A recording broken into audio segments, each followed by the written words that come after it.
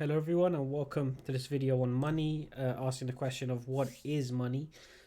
This video will act as a primer of sorts. We're just going to be going through some basic questions that seem very simple, but sometimes do have some interesting answers in the detail. So what is money exactly? What is a particular amount of money worth? And how do currencies, so different national currencies, work? And we're going to be asking these questions to really establish a basic understanding of how currency operates in order to explore in the next video, in order to explore the foreign exchange markets or forex. So if we just start with the principle that money is a representation of value, so we have to recognize that a piece of paper or a coin or even a digital abstraction such as Bitcoin, none of these things are really have any inherent value. The paper does have some utility. A coin represents, a certain amount of metal, so there is some utility, but that's not the utility that's being exchanged. Instead, we want to understand that money is an abstraction of value. So it's a representation of something of value. It's not something which has inherent or intrinsic value. A good way to really understand money is that it has value within social relationships and within our social world. So the thing that gives a coin the ability to act as an abstraction of value is really the society surrounding it rather than the actual physical object itself. And we can do this by taking a quick whistle-stop tour of exchanges of value itself. So if you think to a pre-modern society, and pretty much all human societies would have passed through some phases like this, where there was a need to actually exchange things of value. So even in hunter-gatherer societies, individuals couldn't necessarily create all of the tools, foodstuffs, materials that they needed to consume, and others could produce more than they could consume. So there was an imbalance of people's production versus their needs for consumption. Perhaps somebody within a particular society had multiple goats, hence the image of a goat here, and someone else had multiple chickens or multiple cows. So an easy way of exchanging value, if you had an excess of something, would be to literally exchange the thing that you had the excess of versus the thing that you needed to consume. So you could exchange one goat for 3 or 4 chickens, or you could exchange a couple of eggs for some blocks of cheese. And this is the basic kind of building blocks of any society. The need to exchange items that have a specific societal value. The problem with this, obviously, is that certain items of value were difficult to transport. It's not easy to walk around with goats under your arm whenever you want to go shopping. And as well as practicality, you had the issue of exchange rate. So exactly how many chickens was a goat worth, and how does that match up to the value of an egg, or the value of a block of cheese, or the value of some fabric, or the value of any given item. So exchange would have been extremely complex, as well as the practical aspects of carrying around the items.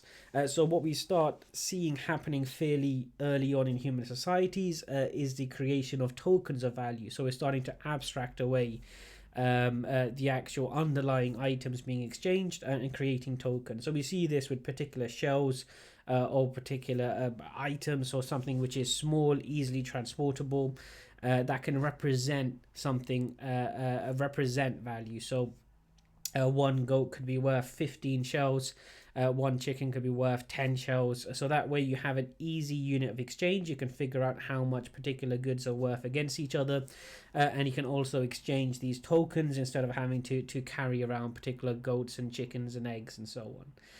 So we have the beginnings of abstracting away the items, the underlying items of value, towards an abstracted notion of value, which is easy to exchange, easy to measure, easy to compare measurements or compare items which otherwise may have been physically exchanged.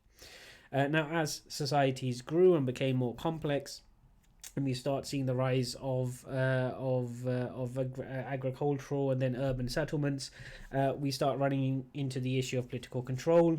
So how can we make sure people aren't stealing shells, or how can we make sure that those shells are genuine?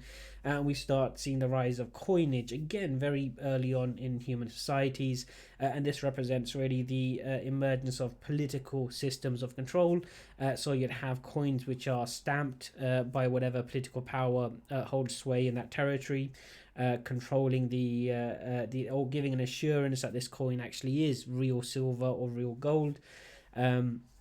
It is worth pointing out as well that gold is still an abstraction. The reason why many coins were minted from either gold or silver is that they were fairly easy to actually work with. So gold's a fairly malleable, soft metal, and also it's relatively rare. So what's striking is that in South American societies, we've never seen, or we didn't see, the emergence of gold or silver as a standard unit of exchange. There are no gold coins in pre-modern South American societies, and that's because gold is absolutely not scarce in South America. Gold is abundant in South America, or at least was prior to the Spanish conquests. Whereas in most of Africa, Europe, and Asia, gold is relatively scarce, so therefore could function as a reliable measure of value. You couldn't just pick up an axe, dig into your ground, and just find gold under any plot of land. It was relatively restricted, it was hard to find, and wasn't present in great quantities. There is no other inherent value to gold except it looks pretty, and there are some modern applications for gold due to its particular chemical properties, but there's nothing special or unique about gold. It's just part of this abstraction of value into nice, convenient forms. And as we do have the emergence of gold coins representing both the power of political systems, but also their assurance that this is not faked or forged, and that this has a uniform set of value. So that again it's the emergence of money is closely intertwined with the emergence of complex political systems throughout human history. And what we have today in terms of paper notes is really just an extension of this. There is no real innovation in terms of the actual underlying symbolism. Paper notes and even digital transactions still are an abstraction of value. There's nothing inherently valuable in paper notes. It still is an abstraction. So what can we learn from this very quick whistle stop tour is that money doesn't have inherent value. The possession of currency allows us to think that we have a fixed degree of wealth, but there is no actual inherent value to this. A simple thought experiment will demonstrate this. If you take your money, all of your coins or your notes, put yourself in a completely alien society, you have no wealth whatsoever. Your wealth is socially created and is socially dependent. Wealth and currency functions within political and social systems. It doesn't have any intrinsic meaning. So currencies only have value to what people are willing to actually trade from them, and this is true of pre-modern currencies as well as modern currencies as well. We do call modern currencies fiat currencies, so that's derived from a Latin term meaning "let it be done" or "it shall be." So essentially, it's willed into existence through the fact that everyone within that society believes and accepts it. There's no other real underlying reason for it. Currencies are, as they have been for centuries, established by governments or established legal systems, but this doesn't mean that there is any intrinsic uniqueness to them beyond just the fact that they have common acceptance. The reason why we want to kind of stress this point is that it allows us to understand that the value, so the actual practical value of any given unit of currency, is in constant flux. So constant flux with each other, with other currencies, but also constant flux with the things that they will buy you. So £100 will buy you a certain amount of gold, or a certain amount of Coca-Cola, or a certain amount of plastic today, but that's not fixed. That is in constant flux, and that's in constant flux for a range of different reasons, not just simply for one reason above another.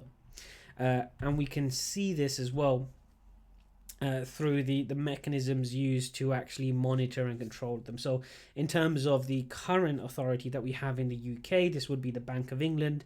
The Bank of England is in some ways interesting and different, but it serves the same function as many other national banks. So the Bank of England is wholly owned by the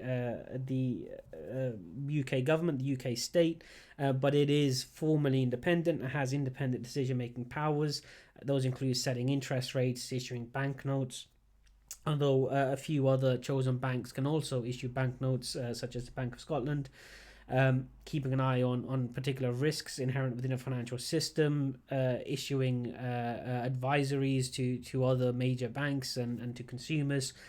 So the role of governing the monetary system falls to the Bank of England, but it would be a mistake to think that they have ultimate arbitrary power over the value of British currency, the pound sterling.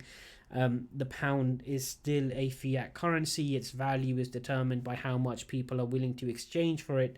Its value is not determined by the Bank of England just making a decision and then applying it. And we can see this as well, the limitations of the powers of the Bank of England, just by looking at not just the Bank of England, but of any national bank, by looking at the reality of inflation.